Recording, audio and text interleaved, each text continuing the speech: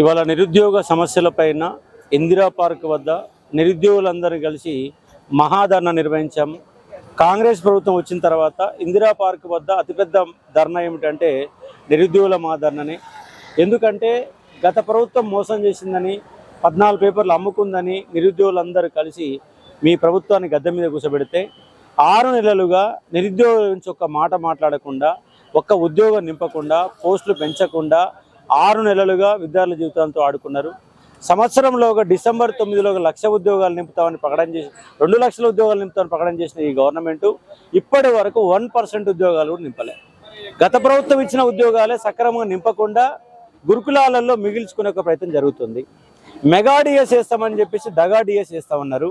ఒక కదలిక లేదు, నిరుద్యోగుల మీద సోయి లేదు. ఒక రాష్ట్రానికి ఒక విద్యాశాఖ మంత్రి లేడు. మద్యం శాఖ మంత్రి రాష్ట్రానికి ఉంటాడు కానీ విద్యాశాఖ మంత్రి మాత్రం ఉండడు.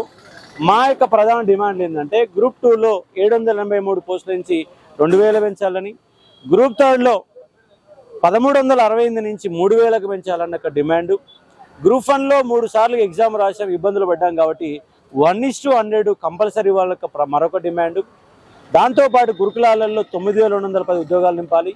మెగా డిఎస్లో 25,000 ఉద్యోగాలు నింపాలి. రోడ్లు పట్టుకొని తిరుగుతున్న జియో నెంబర్ 46 బాధితులకు న్యాయం చేయాలి. అలాగే art and craft, PET, typist లాంటి ఉద్యోగాల అభ్యర్థులకు న్యాయం చేయాలనే ఒక డిమాండ్లతో ఇవాళ ఇందిరా పార్క్ వద్ద ఒక మహాధర్నా నిర్వహించాము. సక్సెస్ఫుల్గా కొనసాగింది. మా యొక్క ప్రభుత్వం మా యొక్క నిరుద్యోగుల యొక్క బాధలు విని మాకు న్యాయం చేస్తారని మేము భావిస్తూ ఉన్నాం. లేదంటే ఈ నిరుద్యోగ ఉద్యమం మహా ఉద్యమంగా మారితే మీ ప్రభుత్వాలు తట్టుకోలేదు. ఎందుకంటే నిరుద్యోగుల వల్లనే తెలంగాణ రాష్ట్రం వచ్చింది, నిరుద్యోగుల వల్లనే టీఆర్ఎస్ గవర్నమెంట్ కూలిపోయింది. ఈ నిరుద్యోగులు ఏం చేస్తారులే అని మీరు కనుక విర్రవీగితే ఆ ఫలితాలు కంపల్సరీగా మీరు అనుభవిస్తారని ఈ ప్రభుత్వాన్ని హెచ్చరిక జారీ చేస్తాను. Thank you.